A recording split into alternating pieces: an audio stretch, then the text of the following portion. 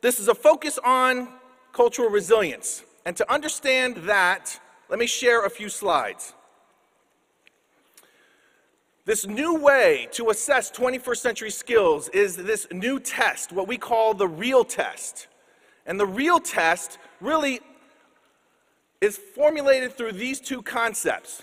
The first one is academic excellence. There isn't a person in the room, I'm going to assume, that doesn't want to have academic excellence occur with their young people. There isn't a person in the room that doesn't believe that it's the individual that really pursues that academic excellence, whatever excellence looks like for that young person. Right? At the same time, the reality is that there are systems that are set up to ensure academic excellence does not occur for every child. That's what we call equity and equality. And then again, just quickly, I don't know, again, because I haven't heard from you all, but equity would be like this. I'm thirsty, so I get a glass of water. I'm hungry, and somebody tells me I can have a glass of water. That's equality, being fair. Equity is ensuring I get what I need. So this inherent tension that occurs creates then what often is not talked about, which is this tension of speaking to the individual, that if as an individual you just do what you need to do, you'll be fine, without acknowledging that there's a system that's actually set up to ensure that you as an individual are not fine. How do we manage that tension? So hence we developed a test. And what we found was this, that our focus is what if we could transform how students succeed and how teachers, and when I say teachers, I don't mean just classroom teachers. There's a great book out by Dr. Pat Harbour called Community Educators. I highly recommend, if you have not read it, to read it. It redefines what teachers means. And so with that focus that we had, transformation means it will not look like what we know. So we started with these two essential questions. What if we had better tools for teachers to identify student skills and improve academic achievement? And then what if we had the key to translate those student skills into success in the classroom and the workplace? I think it's always important that before anyone starts with an answer, and definitely in front of a podium to pontificate, we should know what the questions are. So here's something that we're aware of that I think all of us have challenges with. We're all looking to create 100% engagement. And we measure that sometimes through attendance, retention, even within our adults who are working with the young people. We know that we look to meet and exceed academic standards, whether they're the Common Core, preparations for the next academic level, or these 21st century skills. This is language that the normative culture that we all buy into, and when I say we all buy into, it doesn't mean that we necessarily believe it, but we all participate in it. And then lastly, this aspect about how to prepare students to really succeed in a global society. So we ask and realize that these are the challenges that we all have in common, regardless of who our students are. So we decided, well, there are 3 ways to create this approach and address it. And I'll speak to them briefly. So this first piece we speak about is the engagement identification tool. And what we learned is this. Quite frankly, we don't have enough qualified people to look at student data and see the need and how to engage that student. The reality is that we will look at data and in that data begin to create a deficit approach on how to work with young people. So what we did was create a tool where we basically erased that opportunity and just talked about the engagement strategies. So I'll mention that in a little bit more after I share this piece. We developed another tool, talked about engagement around assessing students. And we shared this educational strengths assessment tool, which looked at what if we could find what the strengths are that students bring already in the classroom, but call it for these cognitive academic skills. What if we did that? And then lastly, we have a fellowship program that we said, well, what if there was a desire to understand what it is that we developed? So I have a Samsung phone, and you can either buy the Samsung phone for $200 or free, depending on your plan, or you could go to a training and learn how to code and develop your own phone. So the fellowship program is really creating the space for educators to develop their own sense of these tools using these frameworks. So let me go back then and just share one of these tools. So the engagement identification tool is this tool that talks about specifically these variables. Most people will look at one or two. We realized that's not holistic enough. Our research found that each of these data points had a corollary effect on student outcomes and their achievement. So we developed an algorithm and looked at these 12 variables and analyzed them to be able to provide engagement strategies for the students. As all of us as educators, we have many things to do. One of the things we don't have time to do is sit and analyze. And so on the go, on the spot, how could we provide support for educators? So we basically broke down this kind of program where we said, well, we could look at all of your students in your program and inform what are the engagement strategies to work with your students. And as you'll read up there, it shows, oh, here are the 3 ways that not myself, but what research has said, students will really engage based on these 3 engagement strategies. The challenge is that every teacher needs to use all 3, and if you have more than one student, you have to understand which one you're using when and how to use that at the right time and how to move it. So what we wanted to do was provide a head start for educators on that. So that was one of the tools that we shared. What we wanted to make sure is that the big thing here is we didn't want to be exclusive in any way. So regardless of your student, whatever their background is, this would apply for all of your students. We wanted to ensure that because my focus had been on understanding equity and my research was focused on understanding really the disparities that existed, how could I develop something that would actually be practical and be built in? It's kind of like, again, the Samsung. When the first one came out, it didn't have a camera. You had to get a camera, right? So think of it this way. We look at data, and there's a lot of data dashboards out there. They just don't have what I call cultural competency. They go to another training for cultural competency. I said, well, what if you could just build it in? So this other piece is this other tool, where we found that by focusing on these skills, based on authors I'd spoke with Tony, Paul, Ken, and I asked them, well, you're talking about this 21st century language and you're talking about this resilience. What do you mean by all of that? And I found that they were using these language terms around grit and perseverance. And they wanted to work with children to show them grit and perseverance. And I very politely asked Paul in one of his sessions, I said, Paul, so what is it about immigrants that don't have grit? Again, just wanted to state the obvious sometimes.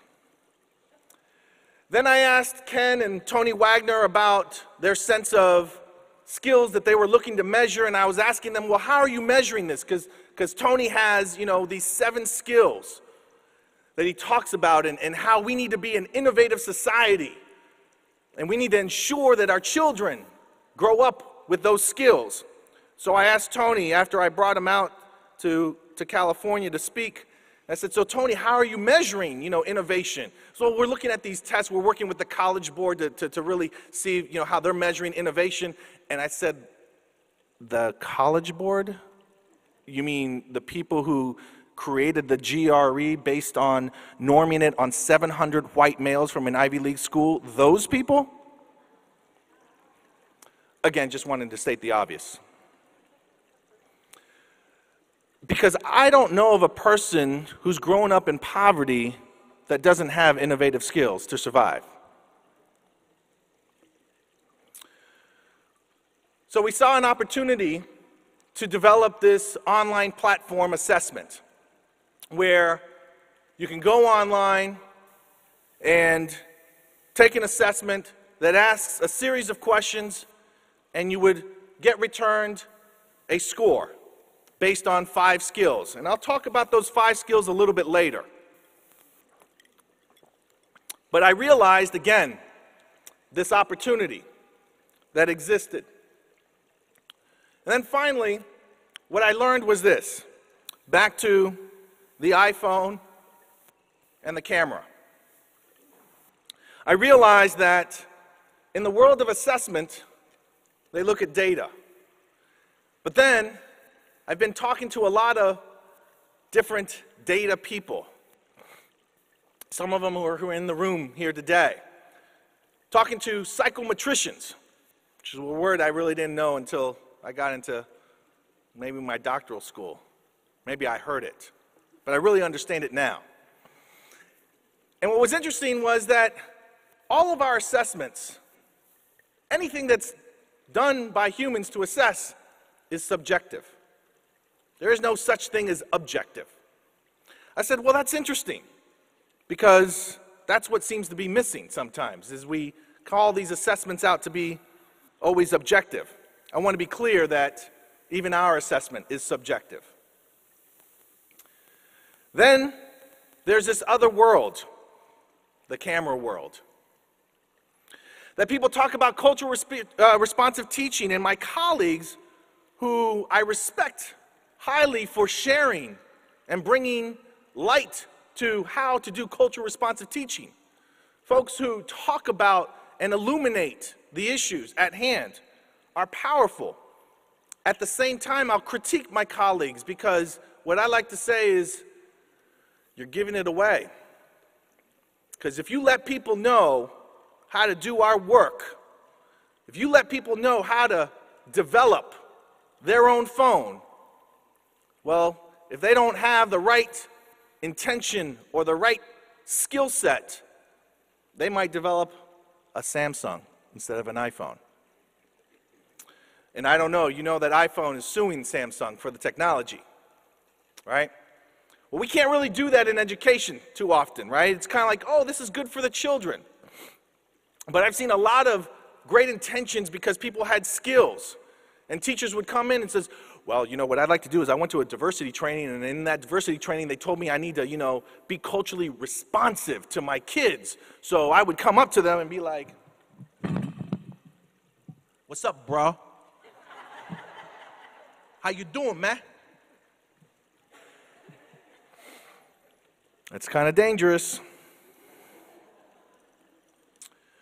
So we realized, well, what if we could combine? What if you took the camera, you took the phone, and it was built in? What if our assessments were culturally responsive, so it was inclusive for all students, but it didn't share the secrets of how we did it? Then we could be onto something. So what I realized was this. After my dissertation, which was focused on the racial identity of undocumented immigrant youth, not everybody really wanted to hear or read my dissertation. I thought it was pretty cool. what was amazing is that I found how amazing these young people were, but nobody would hear me out. I mean, maybe it was because I told them, I said, no, let me tell you, these undocumented immigrants, they have, como ser americano, they have, arigándose, they have, familia, and people would look at me like I was speaking a different language.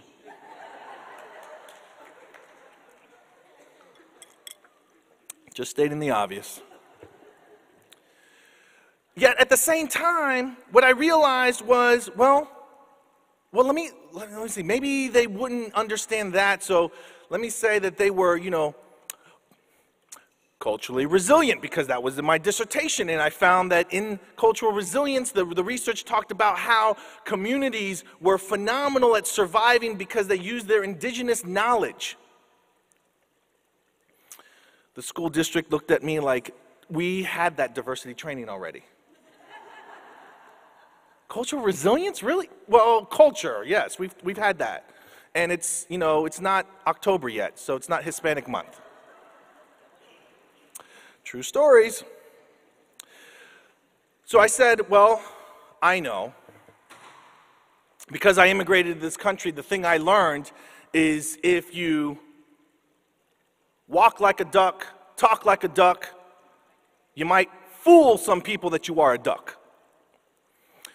So we decided to go ahead and change the language and start using normative language. Out of that research, we started working with communities in the San Francisco Bay Area, and not just any communities. We worked specifically in what people would consider, I've already been there, it doesn't work, go ahead and try communities, right? And this is what we found. Over the course of, since 2008, for the first 5 years, we spent over $1 million and invested our tools, and this is what we found. Not so much what happened to the schools, although I will share with that to you, but what happened to what I call students statistically least likely to graduate high school.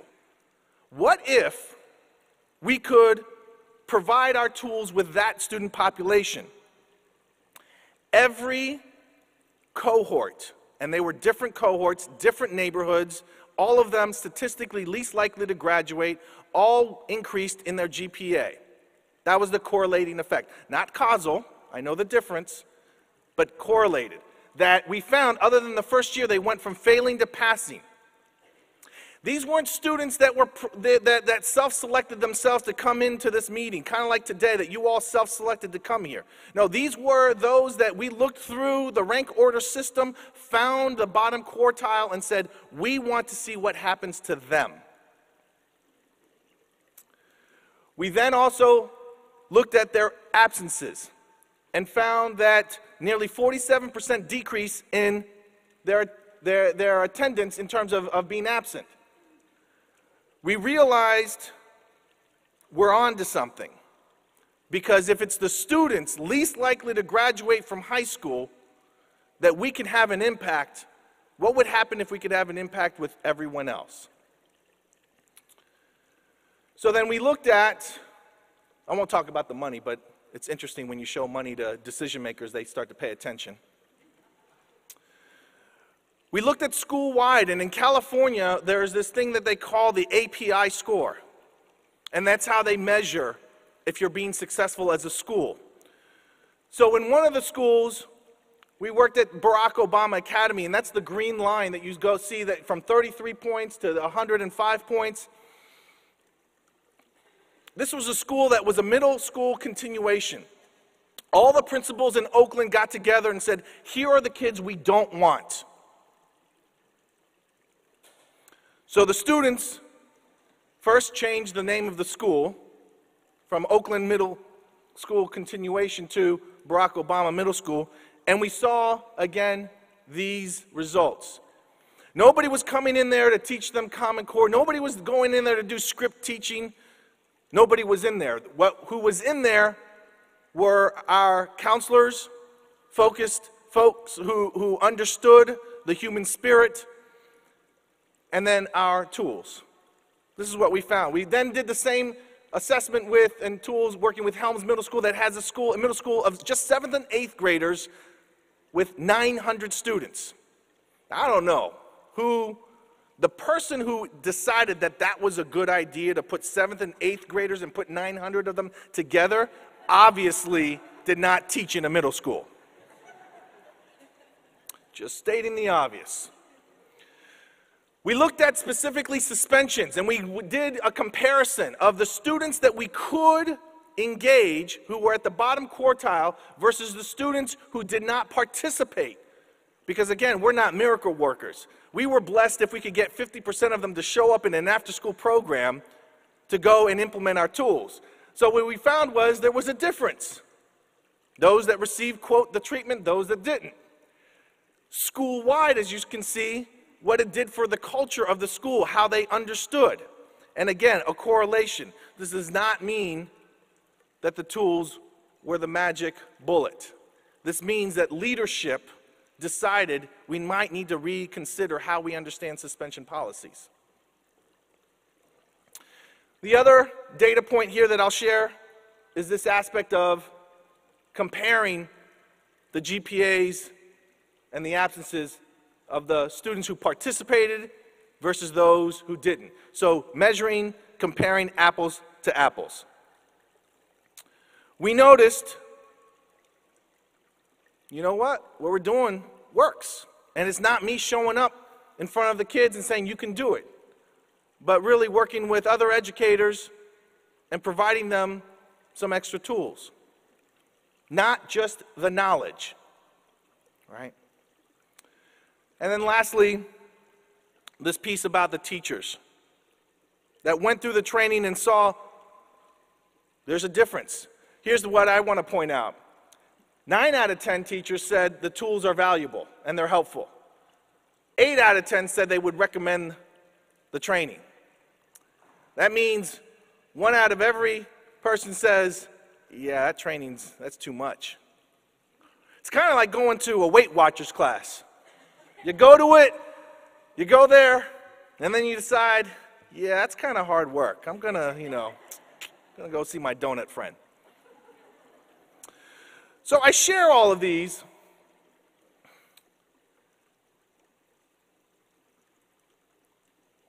because what I started to realize was that when I started to use the normative language, I had independent school folks who were thinking about, wow, this really works for our privileged population.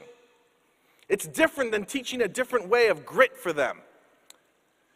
I found that teachers in the classroom said, I can make a difference because now I have the necessary tools to impact the students who don't want to be there. That for teachers, they said, out of our survey, 72% said they were surprised, including Karen, surprised. I didn't realize how smart my students were. I said, well, what kind of test were you giving them? The deficit test? We realized that it isn't just about language, knowledge, sharing information, but really getting it into the hands of people that know how to implement this. So, with that, I want to practice with all of you, because this will come up at the end. It'll make sense. Please, and speak out loud if you can. What do you see first? Oh, wow, that's great. I didn't even see that. Do you see teach or do you see learn? All right. So we're going to just practice a little bit here because I am a classroom teacher. So how many numbers am I trying to represent? Great. Okay. So this is like high school now. I get where I am. Let's practice again one more time. Oh, now that's better. Okay. Now let's do it like elementary school. Ready? Great. Okay. So what do you see as soon as you get on the screen now? All right. And now.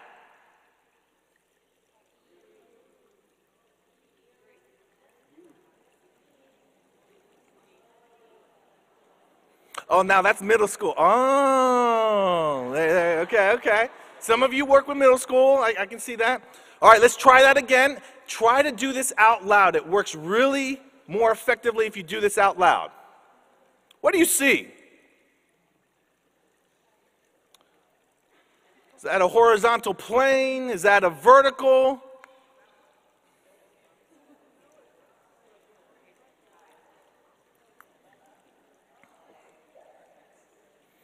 Right? Right? Okay, how about this? Now we did the numbers. Remember the numbers? How many numbers do I represent? Great. Okay, ready? Now let's talk about the elephant in the room. How many legs?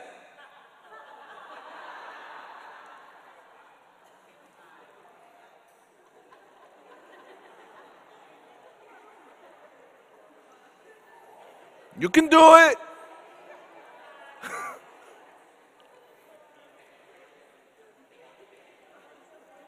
Right?